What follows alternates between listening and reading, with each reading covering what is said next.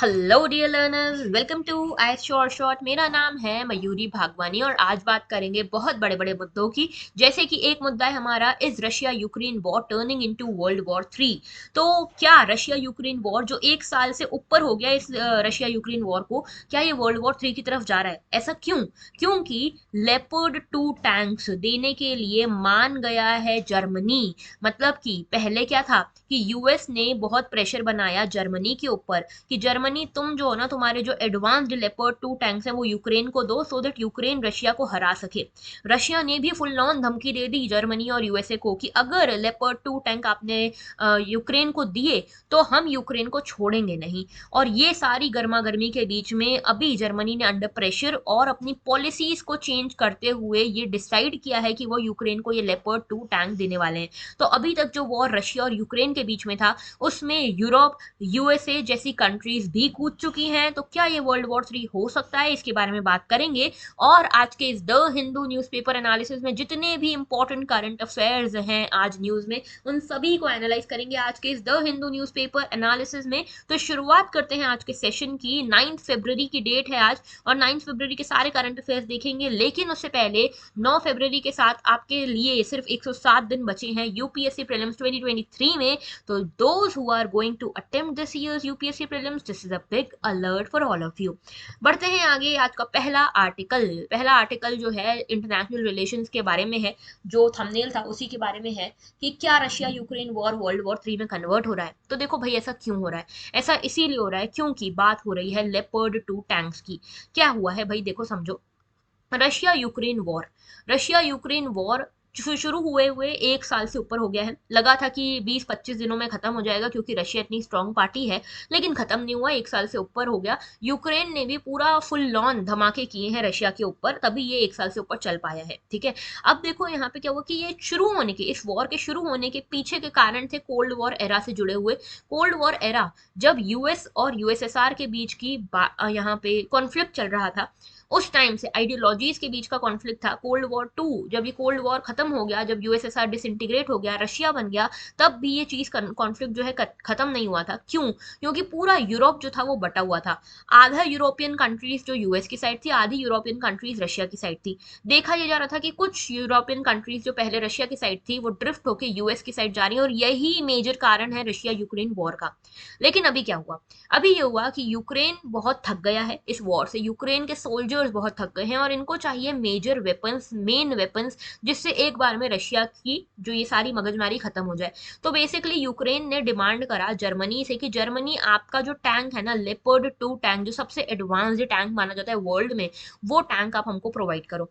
Germany ने बोला भाई ऐसे कैसे प्रोवाइड कर दें, हमारी भी तो कुछ इक्वेशन है रशिया के साथ, रशिया हमारे ऊपर ना अटैक कर दे, रशिया से उनको डर भी लगता है। और दूसरा, जर्मनी की पॉलिसी रशिया की तरफ पहले थोड़ी फ्रेंडली हुआ करती थी, तो रशिया के लिए जो जर्मनी की पॉलिसी वो चेंज करनी पड़ेगी।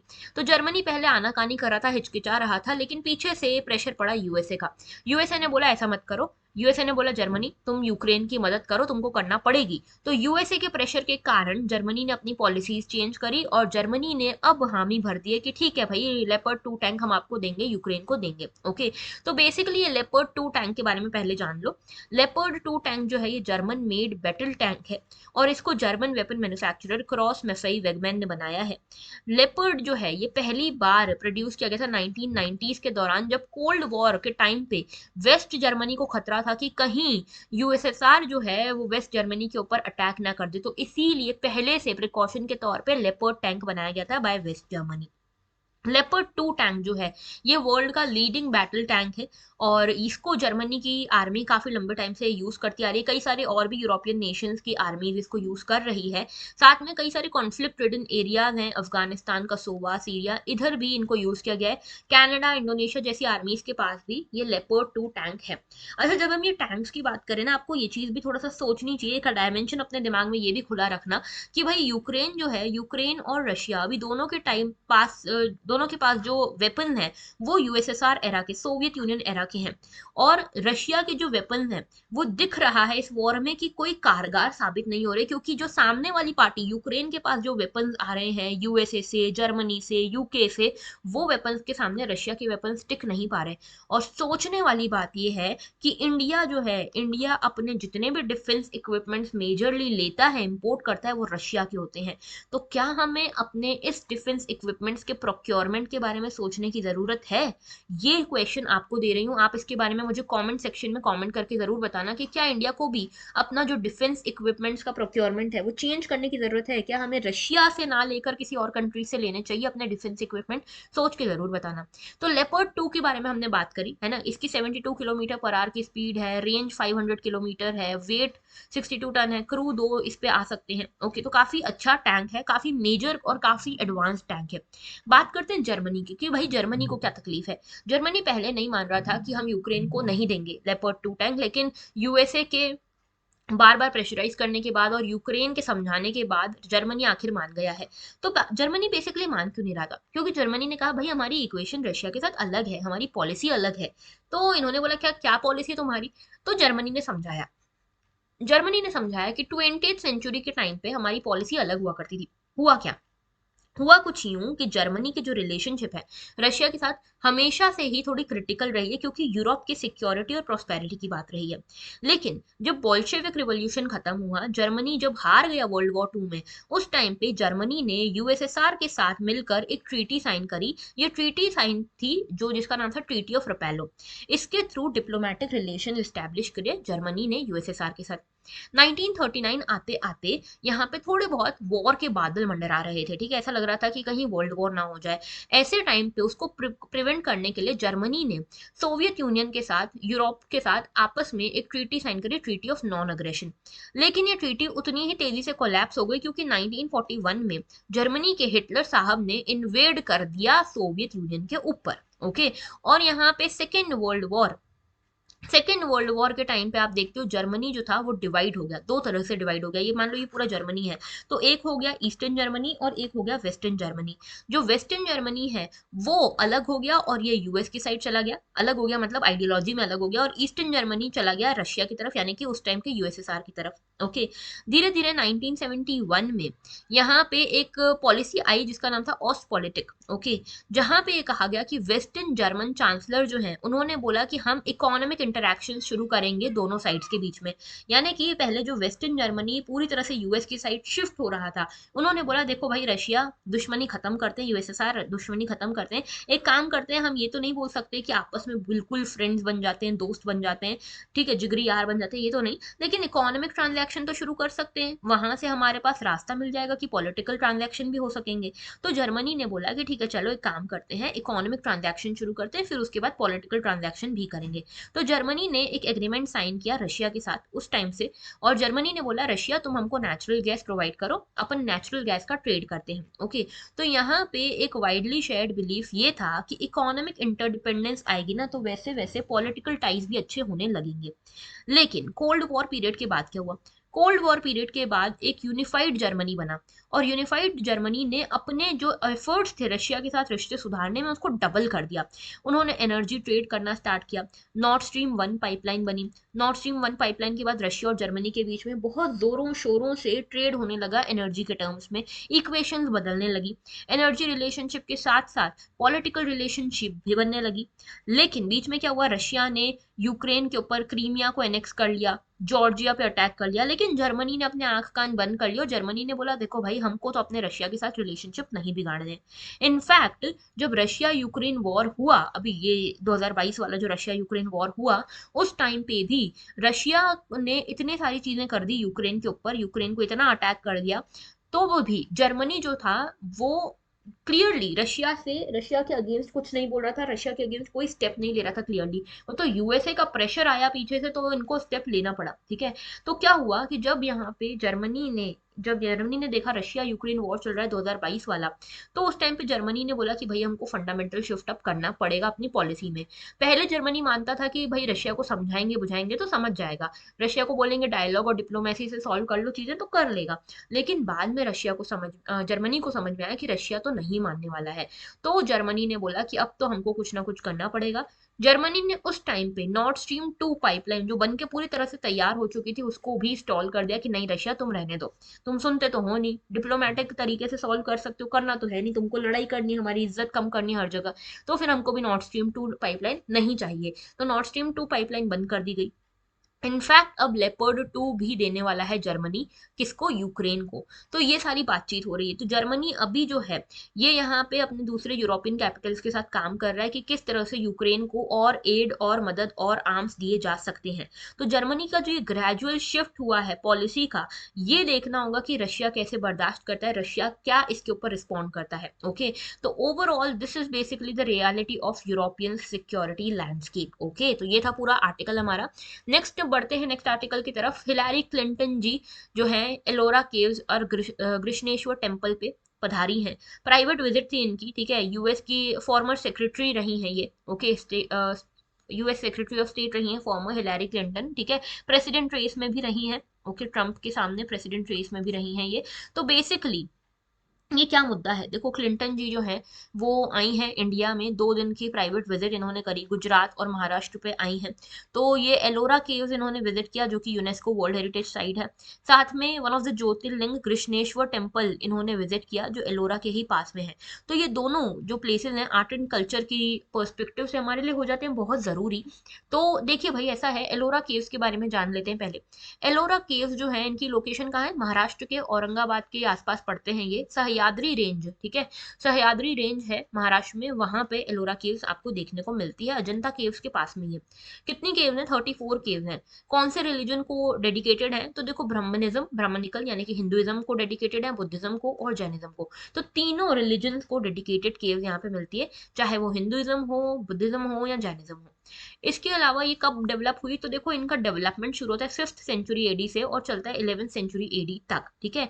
लेकिन ये अजंता केव्स के कंपैरिजन में आप देखोगे तो ये थोड़ी ज्यादा नई है। ओके, कई सारे आपको यहाँ पे गिल्ड्स देखने को मिलेंगे, विदर्भा रीजन, कर्नाटका, तमिलनाडु से लोग आए और उन्होंने यहाँ पे ये केव्स बनवाई। यूनेस्को साइट है ये, वर्ल्ड हेरिटेज साइट है, 1983 में इसको वर्ल्ड हेरिटेज साइट का दर्जा दिया गया। और कुछ मेजर रिमार्केबल केव टेम्पल्स कौन कौन से, जैसे एक है कैलाशा जिसको कैलाशनाथ टेम्पल बोलते हैं, ठीक है। यहाँ पे इसमें क्या डिपिक्ट किया हुआ है कि जैसे हिमालयाज में कैलाश रेंज है ना, जहाँ पे ये माना जाता है कि गॉड शिवा रिसाइड करते हैं, वो जो रेंज है उसको यहाँ पे डिपिक्ट करने की कोशिश की गई है केव नंबर 16 कैलाशनाथ में। ओके, एलोरा केव्स के बाद ज्योतिर्लिंग की बात कर लेते हैं। कृष्णेश्वर ज्योतिर्लिंग के बारे में बात हुई है ना यहाँ पे। कृष्णेश्वर ज्योतिर्लिंग जो है ये 12th ज्योतिर्लिंग है। तो बेसिकली हमारे भारत में कुल मिला के 12 ज्योतिर्लिंग है, ठीक है। और ये 12 ज्योतिर्लिंग कहाँ पे आपको पता होना चाहिए, बहुत ज्यादा इंपॉर्टेंट है। पहला है केदारनाथ, जोशीमठ के पास में उत्तराखंड में है केदारनाथ, ठीक है, बहुत फेमस है ये। दूसरा है विश्वेश्वरैया। ओके, विश्वेश्वरैया के बाद यहाँ पे है वैद्यनाथ। वैद्यनाथ के बाद यहाँ पे है महाकालेश्वर, ओमकारेश्वर, ओके, ये मध्य प्रदेश में है। नागेश्वर और सोमनाथ गुजरात में है। त्र्यंबकेश्वर है, कृष्णेश्वर है और भीमशंकर ये महाराष्ट्र में है। श्रीशैलम है हमारा आंध्र प्रदेश में और रामेश्वरम है तमिलनाडु में। तो ये 12 ज्योतिर्लिंगों के बारे में आपको बहुत स्ट्रांगली पता होना चाहिए, बहुत अच्छे से आपको पता होना चाहिए। ओके, बढ़ते हैं आगे।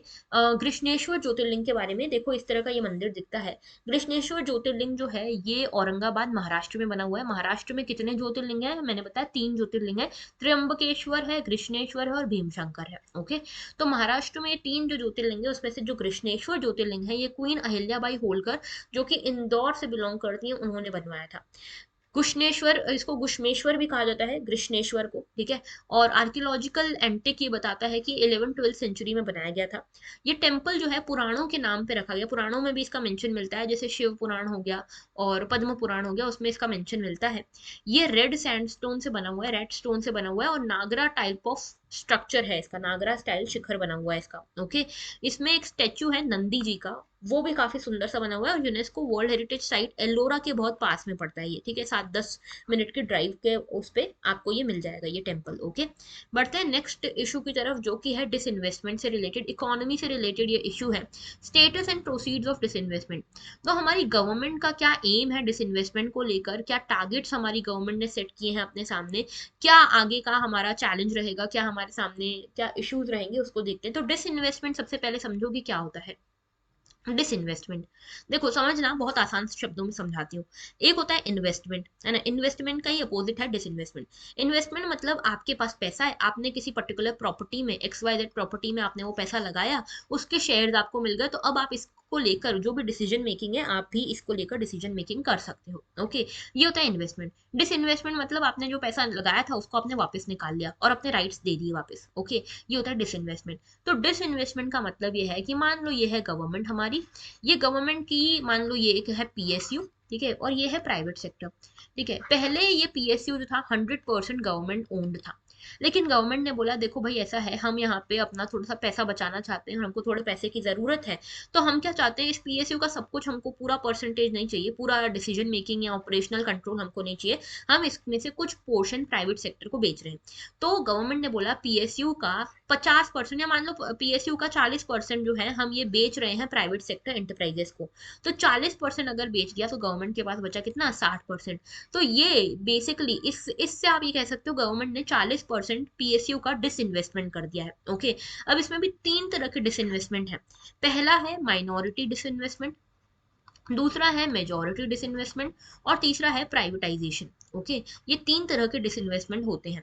पहला जो है माइनॉरिटी डिसइन्वेस्टमेंट, वो ये वाला ही है, ठीक है, कि PSU का जो मेजॉरिटी स्टेक्स है आफ्टर डिसइन्वेस्टमेंट वो भी गवर्नमेंट के पास है, मतलब इसमें अभी भी जो कंट्रोल है, डिसीजन मेकिंग कंट्रोल है, ऑपरेशनल कंट्रोल है, वो अभी भी गवर्नमेंट के पास है। ये होता है माइनॉरिटी डिसइन्वेस्टमेंट, यानी कि गवर्नमेंट ने इसके शेयर्स बेचे जरूर हैं, लेकिन मेजॉरिटी स्टेक्स अभी भी अपने पास रखे हैं, ठीक है, चाहे वो 60% हो, 70% हो, 80% हो, कितना भी हो सकता है। गवर्नमेंट ने 1% भी डिसइन्वेस्ट किया तो 99% तो गवर्नमेंट के पास ही है ना। हो सकता है गवर्नमेंट ने 49% डिसइन्वेस्टमेंट कर दिया तो 51% तो अभी भी गवर्नमेंट के पास ही है ना। ये होता है माइनॉरिटी डिसइन्वेस्टमेंट, यानी कि आपने माइनॉरिटी शेयर बेच दिए।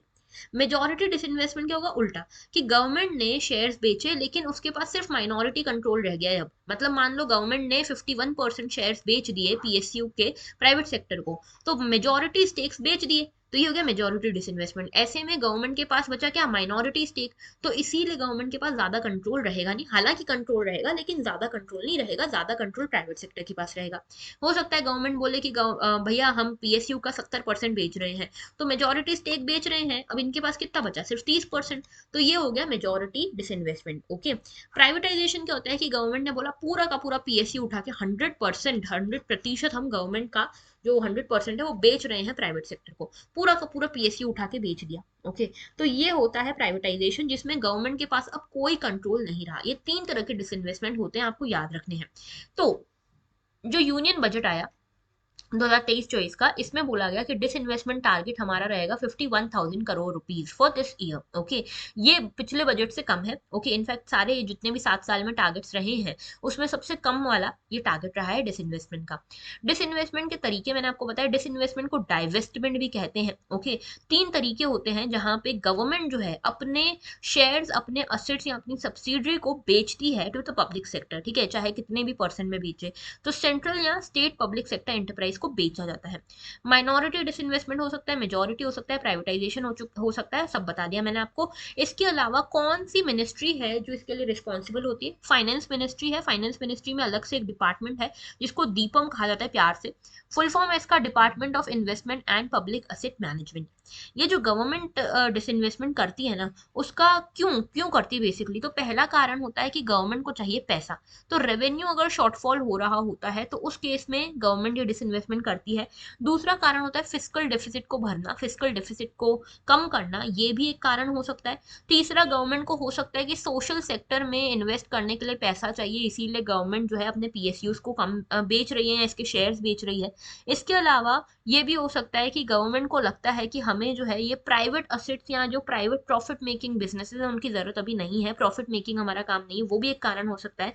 और दूसरी चीज ये कि गवर्नमेंट चाहती है कि जो उनका लॉस मेकिंग यूनिट है उसको फंडिंग मिल जाए तो वो वापस उठ जाएगा, तो फंडिंग के लिए वो प्राइवेट सेक्टर के पास जाते हैं। ओके, अब यहाँ पे देखो गवर्नमेंट ने इनफैक्ट जो अटल बिहारी वाजपेयी जी की गवर्नमेंट थी एनडीए की, उस टाइम से ये डिसइन्वेस्टमेंट की प्रक्रिया चालू होती हुई ज्यादातर दिख रही थी।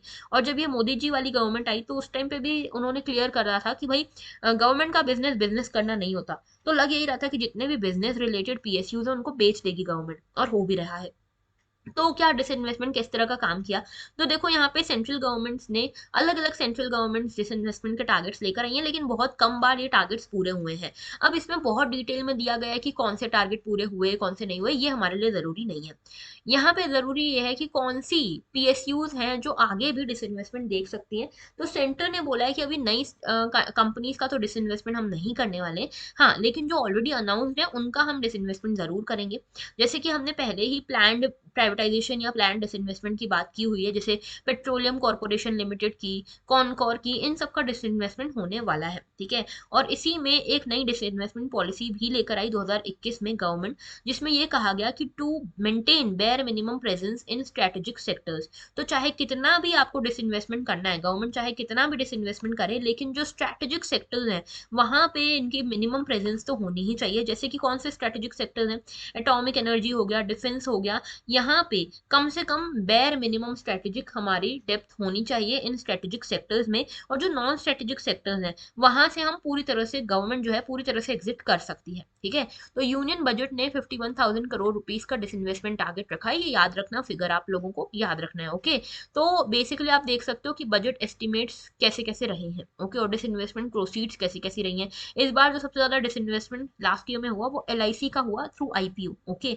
अच्छा आईपीओ क्या है, मैंने कल बताया था आपको। आईपीओ क्या है, आईपीओ वो होता है जब कोई कंपनी जो पहले यहाँ पे अलग प्राइवेट थी या कोई भी कंपनी, ठीक है, जो नया नया अपने शेयर्स पब्लिक में उतारना चाह रही है, पब्लिक को बेचना चाह रही है, वो सबसे पहले आईपीओ निकालती है। Okay, initial public offering. Okay, बढ़ते हैं आगे।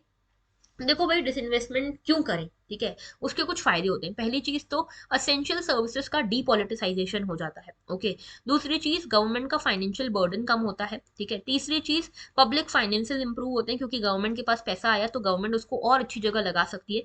चौथी चीज कंपटीशन बढ़ता है और मार्केट में इफिशियंसी बढ़ती है। और पांचवी चीज है कि ओनरशिप जो है उसको आप प्राइवेट ओनरशिप को बढ़ावा दे रहे हो, प्राइवेट सेक्टर को बढ़ावा दे रहे हो। इससे फिस्कल डेफिसिट कम हो जाएगा, आपका आपका नया मैनेजमेंट आ जाएगा, फास्टर आप वैल्यूज को रियलाइज कर पाओगे और नए कंपनीज के लिए आपको कैपिटल मिलता जाएगा। ऑलराइट, नेक्स्ट हमारा इशू है अबाउट गगनयान। गगनयान के की ट्रायल्स कंडक्ट किए गए, इसरो ने और इंडियन नेवी ने मिलकर ये की ट्रायल्स कंडक्ट किए। ये देखा बेसिकली कि जब गगनयान मिशन वापस आएगा हमारे देश में, हमारे धरती पे वापस उतरेगा, ये जो ह्यूमन स्पेस फ्लाइट मिशन वापस उतरेगा, तो क्या क्रू मॉड्यूल जो है वो प्रॉपरली रिकवर हो पाएगा नहीं हो पाएगा, इसकी टेस्टिंग हुई, ठीक है। तो वाटर सर्वाइवल टेस्ट फैसिलिटी यहाँ पे नेवी ने करवाई है। ये ट्रायल्स जो थे बेसिकली इस चीज का पार्ट थे कि क्रू मॉड्यूल रिकवरी ऑपरेशन ढंग से हो पाएंगे कि नहीं। अब जिनको नहीं पता गगन यान है क्या, उनको समझ नहीं आ रहा होगा कि ये क्या क्रू मॉड्यूल वगैरह की बात हो रही है। तो देखो भाई गगनयान क्या है, गगनयान इंडिया का पहला मैन्ड फ्लाइट होने वाली टू स्पेस, यानी कि हम अपने एस्ट्रोनॉट्स को इस रॉकेट में बिठा के भेजेंगे स्पेस में। ओके, और इनको वापस भी सही सलामत लेकर आएंगे। तो पहली मैन्ड फ्लाइट होने वाली स्पेस में गगनयान मिशन।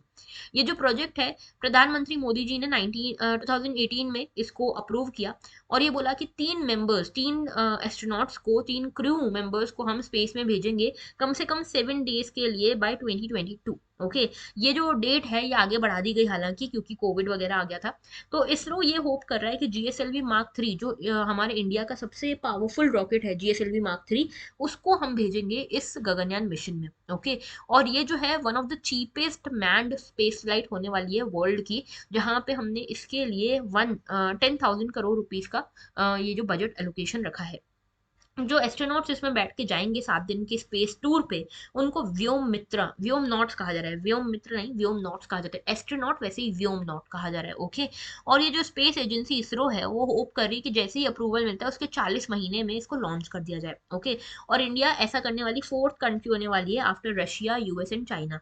तो स्पेस सेक्टर में हम बढ़ते हुए कदम रख रहे हैं और ऐसे में Gaganyaan is our important contribution. Okay, तो गगनयान जो ये क्रू को भेजने वाला है, ये क्रू स्पेस में जाने वाला है, तो इनके सब कुछ देखना पड़ेगा ना कि प्रॉपरली पहुंचे, वापस प्रॉपरली आए। तो उसके लिए ये पूरा टेस्टिंग की गई है। ओके, और इंडियन वाटर्स में जब ये गगनयान मिशन वापस उतरेगा, जो हमारे इंडियन क्रू मेंबर्स वापस उतरेंगे, तो इंडियन वाटर्स में किस तरह से वो सर्वाइव कर पाए, उसके लिए यहाँ पे पूरी टेस्टिंग हुई है। तो इसरो के हिसाब से सेफ रिकवरी जो है क्रू की, वो फाइनल स्टेप होने वाली है। और अगर हमने वो अकम्प्लिश कर दिया, मतलब हमारा ये पूरा गगनयान मिशन बहुत बढ़िया तरीके से कंप्लीट हो जाएगा। ओके, तो प्रोजेक्ट जो है वो ये बताता है कि ह्यूमन स्पेस फ्लाइट कैपेबिलिटी जो है उसको हम डेमोन्स्ट्रेट करने वाले हैं अपने इस गगनयान मिशन के थ्रू। बढ़ते हैं आगे। नेक्स्ट इशू जो है टर्की सीरिया, जहां पे अर्थक्वेक आया था, हमने देखा था जब पहले दिन इसकी न्यूज आई थी तो समझ में आ रहा था, बोला गया था कि 2600 लोगों की जान गई है। अब समझ में आ रहा है कि भाई 12,000 से ज्यादा लोगों की जान चली गई है इस Turkey Syria Turkey Syria earthquake में। इनफैक्ट WHO ने तो यहाँ तक कहा है कि इसके कारण 26 मिलियन लोगों की को अफेक्ट कहीं ना कहीं डायरेक्टली इनडायरेक्टली होने वाले हैं, 26 मिलियन लोग वर्ल्ड के। ओके, तो ज्योग्राफी के लिए इंपॉर्टेंट है हमारा, क्योंकि हम यहाँ पे समझना चाहते हैं अबाउट द मैग्नीट्यूड। ये कहा जा रहा है ना कि 7.8 मैग्नीट्यूड का ये अर्थक्वेक आया, तो ये मैग्नीट्यूड कैसे पता लगता है, कैसे हम इसको मेजर करते हैं वो समझते हैं। तो दो तरह के मैग्नीट्यूड स्केल हैं, एक है मोमेंट मैग्नीट्यूड स्केल, दूसरा है रिक्टर स्केल। आप लोगों ने रिक्टर स्केल के बारे में बहुत सुना होगा, पढ़ा भी होगा एनसीईआरटीज में। ये रिक्टर स्केल 1935 में इन्वेंट किया था चार्ल्स एफ रिक्टर ने। ये एक मैथमेटिकल डिवाइस था जिसके थ्रू आप अर्थक्वेक की साइज पता लगा सकते थे। ओके, तो बेसिकली इससे आप अर्थक्वेक का मैग्नीट्यूड पता लगाते हो, ये पता लगाते हो कि अर्थक्वेक के टाइम पे कितनी एनर्जी रिलीज हुई। ये लॉगरिथमिक स्केल है, यानी कि बेस 10 का स्केल है, कि जब 1 आता है, फिर 2 आता है, फिर 3 आता है, तो 1 का जो 1 के टाइम पे जो एनर्जी रिलीज हुई ना, उससे 10 टाइम ज्यादा एनर्जी रिलीज होगी 2 के टाइम पे। जो 2, अगर मैग्नीट्यूड 2 है और मैग्नीट्यूड 3 के बीच में 10 टाइम्स एनर्जी ज्यादा रिलीज होगी। ओके, तो ये इस तरह का लॉगरिथमिक स्केल है, और ये काफी इफेक्टिव होता है उन एरियाज में जहां अर्थक्वेक 5 मैग्नीट्यूड से कम का है, तो वहां पे तो ये रिक्टर स्केल बिल्कुल सही काम करता है। लेकिन अगर इससे ज्यादा का, हायर मैग्नीट्यूड का कोई अर्थक्वेक आए तो कैसे पता लगाएं, उसके लिए हम मोमेंट मैग्नीट्यूड स्केल यूज करते हैं। ये भी एक लॉगरिथमिक स्केल है, और इसमें भी टोटल अमाउंट ऑफ एनर्जी ही पता चलती है अर्थक्वेक की। और ये जो है, ये वो स्केल है जो कि आपके जो मेजर मैग्नीट्यूड होते हैं ना, जो 8 प्लस मैग्नीट्यूड हैं या 7 प्लस मैग्नीट्यूड हैं, उनको पता लगाने में काफी हेल्पफुल होता है। तो अगर हमारे 5 मैग्नीट्यूड तक का अगर अर्थक्वेक आए तो रिक्टर स्केल से काम चल जाता है। लेकिन अगर उससे ज्यादा का है, 7 का, 8 का मैग्नीट्यूड का अगर कोई अर्थक्वेक आए, तो उसके लिए हमको मोमेंट मैग्नीट्यूड स्केल यूज करना पड़ता है, क्योंकि यहाँ पे मोमेंट का यूज होता है, टोटल मोमेंट रिलीज पता लगाते हैं। वहां पे सिर्फ एनर्जी, यहाँ पे टोटल मोमेंट, यानी कि एनर्जी कितनी रिलीज हुई, कितने फोर्स से हुई, और कितना डिस्टेंस उसने कवर किया, ये सब चीजें पता लगाता है ये वाला मैग्नीट्यूड। 1970s में इसको डेवलप किया गया था। ओके, जैपनीज सिस्मोलॉजिस्ट ने इसको डेवलप किया था। तो याद रखना, ये मोमेंट मैग्नीट्यूड वैसा ही काम करता है रिक्टर स्केल जितना ही, जैसा ही, लेकिन कम मैग्नीट्यूड पे इक्वल काम करता है। लेकिन अगर 5 से 6 से ज्यादा मैग्नीट्यूड है तो रिक्टर स्केल काम नहीं करेगा उतना एक्यूरेटली जितना मोमेंट मैग्नीट्यूड स्केल काम करेगा। ओके, तो यही था आज का हमारा पूरा सेशन। आई होप समझ में आया सब कुछ आपको। ये है हमारे सारे चैनल्स जिसके थ्रू आप हमसे कनेक्ट कर सकते हो, and that was all for today. Thank you for watching. अच्छा, मैंने जो क्वेश्चन पूछा है ना, उसका आंसर कमेंट सेक्शन में बताना जरूर, आपको क्या लगता है उस बारे में। ओके, एंड चैनल को सब्सक्राइब जरूर कर दो, लाइक जरूर कर दो, शेयर जरूर कर दो, एंड कॉमेंट करना मत भूलना। That was all. Thank you for watching and have a very good day.